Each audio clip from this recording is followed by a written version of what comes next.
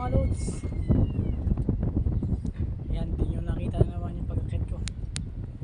Andito na agad sa Torre, sa taas. Tower naman po ang inakit ko ngayon. Nasa 20 meters po ang height niya. Ayan po yung kapiligiran. Nasa hangin, magagalo yung antena. Lakas ang galo ng antena.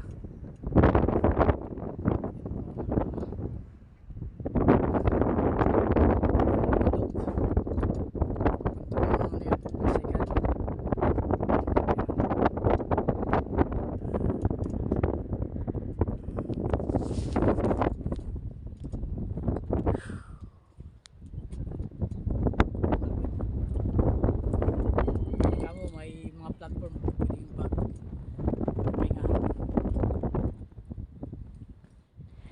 Ito ang kinagandahan sa tower kasi may mga platform siya bawat may landingan ba platform pahingahan bawat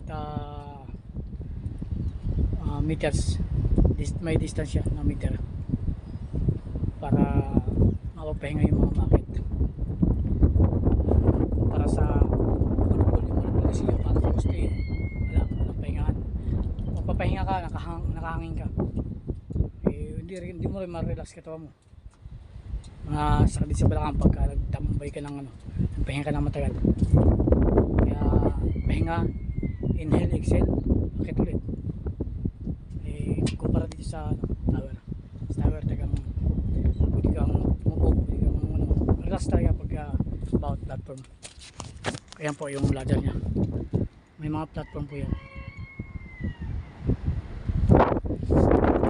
Okay, start na tayo sa troubleshoot natin.